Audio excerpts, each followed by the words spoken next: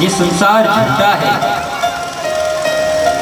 तुझे ये पता नहीं है जीव तू कहाँ से आया है और तुझे कहाँ पर जाना है। इतना यदि तुम याद रखोगे तो ईश्वर की याद निरंतर आपके हृदय में बनी रहेगी। आया जहाँ से सैर करने रे मुसाफिर तू यहाँ। हम सब मुसाफिर हैं। जैसे हम कहीं बाजार में हाट करने के लिए जाते हैं ना, हाट बाजार जाते हैं ना, इसी तरह हम इस पृथ्वी पर भी हाट करने के लिए आए हैं।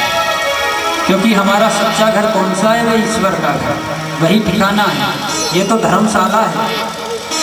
हम कहीं यात्रा में जाते हैं और वहाँ पर जाकर के सबसे पहले धर्मशाला लेते हैं किराए से। हमें 2 दिन ठहरना है कि 4 दिन ठहरना है, उसको हम पैसे देते हैं और उतने दिन रहते हैं।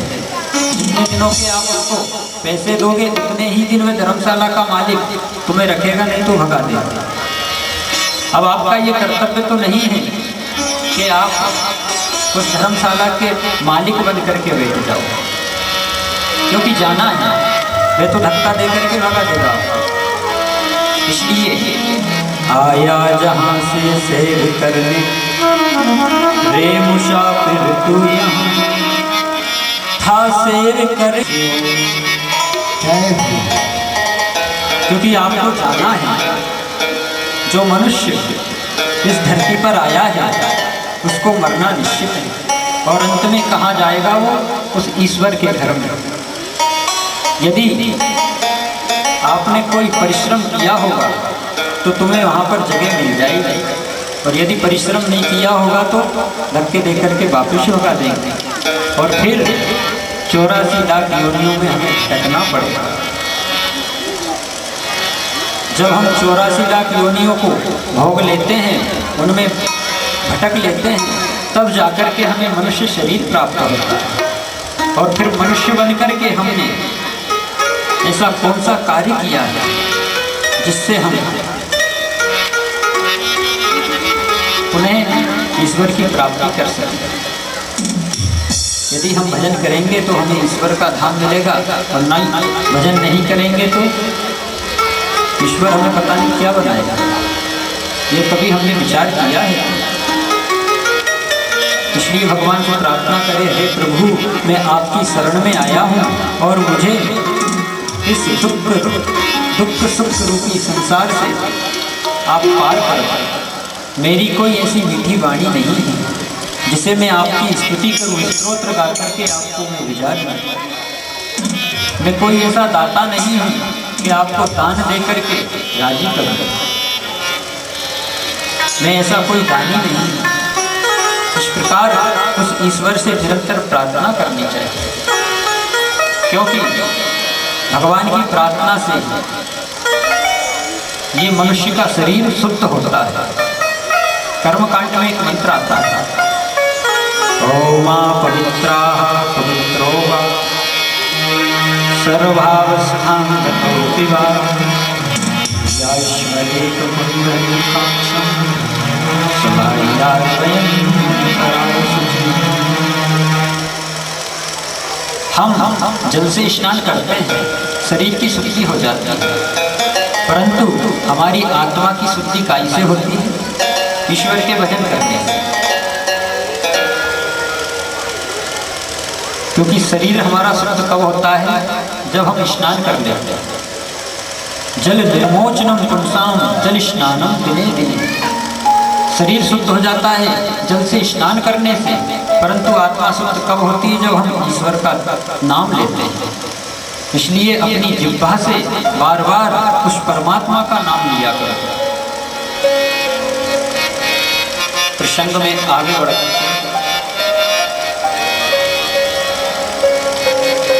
हम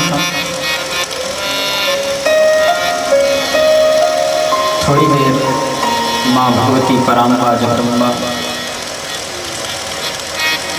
थोड़ी देर ध्यान करें और मन से उनका गुणानुवाद करें, क्योंकि माता जी के दरबार में भी बैठे हैं। बाकी बिहारी जी के मंदिर में हमारे परिवार की कुल देवी विराजमान है। उनकी ही कृपा से हम आपको कथा श्रवण करा रहे हैं। थोड़ी देर सब दरबार में अम्बे मैया के दुख दर्द मिटाए जाके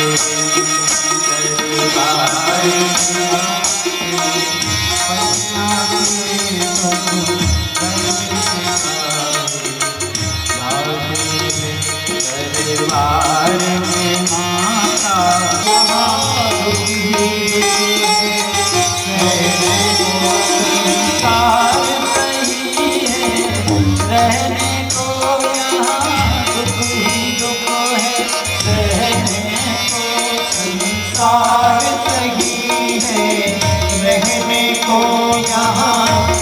ही दुख है सहने को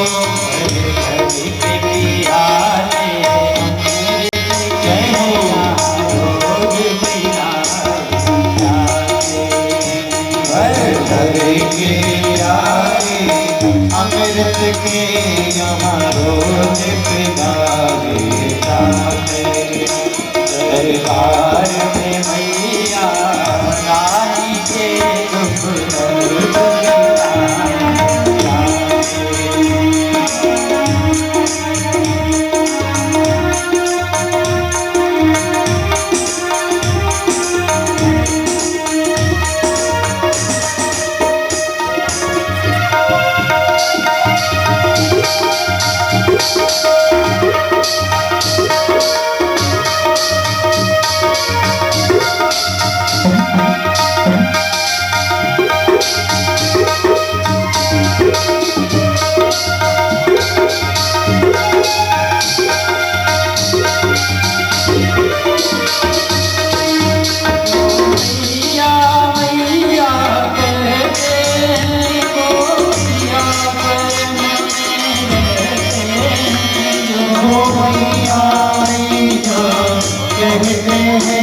अपने पूर्व जन्म की कथा कहता हूँ, क्योंकि साधु पुरुषों के संगति से ही मुझे ये सब याद हुआ है।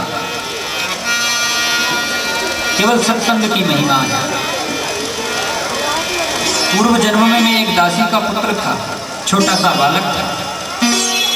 हमारी माताजी एक ब्राह्मण के घर में सेवा शुश्रूषा किया करती थी। मैं छोटा सा बालक खेला करता था। एक बार चतुर्मास आरंभ हुआ, कुछ साधु संतों की टोली ब्राह्मण के घर में आई। चतुर्मास में वे साधु पुरुष वहां पर ठहर गए।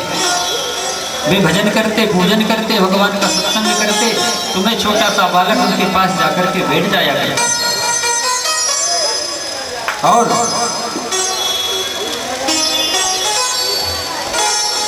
उन्होंने मुझे एक मंत्र भी दिया।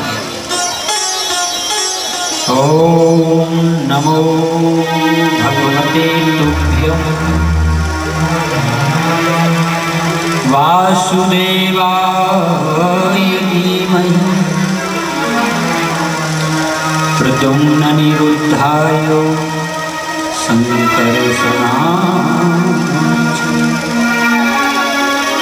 मुझे उन साधु पुरुषों ने देख करके वासुदेव गायत्री प्रदान कर दी और गुरु मिलना इस मनुष्य के लिए बहुत दुर्लभ है। वैसे तो इस कलयुग में गुरुओं की कोई कमी नहीं है, परंतु जो भगवान से मिला दे वे सच्चा सदगुरु होता है। और सदगुरु जब कृपा कर दे तो ईश्वर तुरंत उस मंत्र का जाप किया। और उस मंत्र का जब मैं जाप करने लगा, 12 वर्षों तक मैंने उसका जाप किया, तो उस बांके बिहारी की झांकी मेरे हृदय में दिखाई देती। परंतु वे झांकी जब मुझे दिखाई दी तो मैं एकदम चौंक करके मेरी समाधि खुली। और फिर मैंने उस झांकी का दर्शन उस जीवन में कभी नहीं किया। मैं तड़पता रहा और मेरी आयु पूरी हो गई।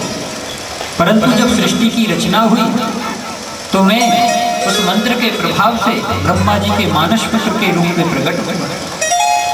और मुझे ब्रह्मा जी ने एक वीणा प्रदान कर दी। उससे मैं भगवान के नाम को गाया करता। ये सब मुझे उस सत्संग से प्राप्त हुआ है, उस साधु से, क्योंकि संत महिमा है। इसलिए प्रत्येक मनुष्य को संतों के संग में रहना चाहिए, सत्संग में बैठना चाहिए।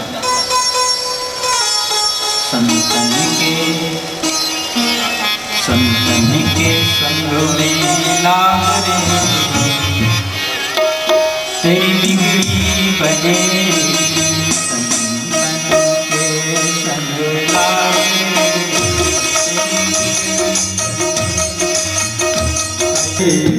सिमरन में लाग रे, तेरी अच्छी बनेगी। सिमरन में लाग रे, तेरी अच्छी बनेगी। राम बन रे लग जाए, तेरी अच्छी बनेगी।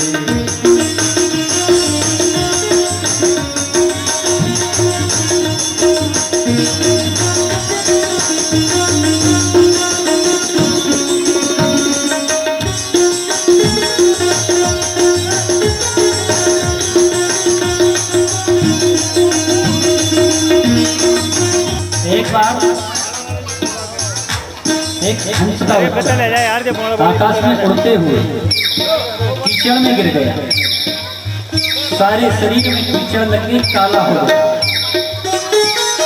और उसने सोचा, जब कौवे को झुंड को देखा उसने, तो उसने सोचा कि मैं भी कौवा। देखिए, हंस का बच्चा था, लेकिन कीचड़ लगी सारे शरीर में, तो कौवा बन गया। उनके साथ बैठना होती, उनकी संगति में। आप जब मेरे प्राण निकलने में आ जाए, जब मेरे शरीर से प्राण निकलने वाले हो, उस समय आप आए और मुझे दर्शन दें, और अकेले ना आए, राधा रानी को साथ में लेकर के आए। उस वक्त जल्दी आना, मुझको न भूल जाना, मुझको न भूल जाना। मैं हो हरि को साथ जाना, जब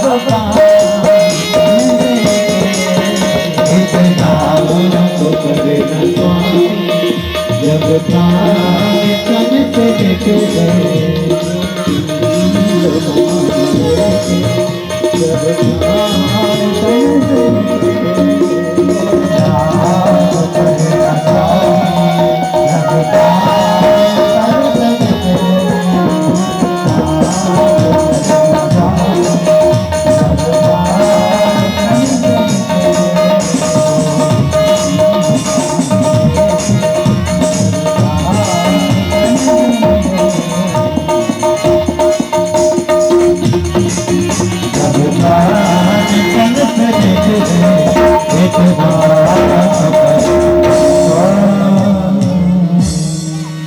उत्तरायण हो चुके थे, माघ का महीना था। एक सभी पांडवों ने और भगवान श्री कृष्ण ने गंगा स्नान किया, भीष्म पितामह का अंतिम संस्कार करवाया और आकर के हस्तिनापुर में रहे। उधर हस्तिनापुर में युधिष्ठिर महाराज राज कर रहे थे, भगवान की विदा हो चुकी। अर्जुन नहीं माने, भगवान के साथ में चले गए। भगवान जिस देश में से होकर के निकले, वहाँ पर भगवान का सबने स्वागत सत्कार किया, पूजन किया और द्वारिका धाम में भगवान पहुँच गए। और विप्र के श्राप के कारण सारे यदुवंश को श्राप लगा और भगवान परम धाम को पहुँच गए, गोलोक धाम की यात्रा कर रहे हैं। जब युधिष्ठिर महाराज को अपशगुन होने लगे, ऐसा लगता है द्वारिका में कहीं कोई आपत्ति तो नहीं आ गई। भीम को बुलाया और कहने लगे कि भीमसेन, मुझे ऐसा लग रहा है कहीं द्वारिका में कोई आपत्ति तो नहीं आ गई। हमारे आंखों के तारे श्री कृष्ण सुरक्षित तो है ना? मुझे अपशगुन दिखाई दे रहे हैं। भीमसेन ने कहा, महाराज मैं सुबह ही मालूम करवाता हूँ, आप धीरज रखिए, तनिक भी चिंता मत करें। लेकिन थोड़ी देर बाद अर्जुन को आया देख करके, और जो ही अर्जुन आए, ना तो मस्तक पे मुकुट है, ना कांधे पे धनुष बाण है, और मुख के ऊपर मलिनता छाई हुई है, आंखों से अश्रुपात हो रहे हैं। हाथ जोड़ करके युधिष्ठिर महाराज के चरणों में जा गिरे और रोने लगे। युधिष्ठिर ने उठाया, अर्जुन क्या बात है, बताओ, तुमसे कहीं गोवध तो नहीं हो गया, या किसी ब्राह्मण की हत्या तो नहीं हो गई? मुझसे कहो, तुम्हारे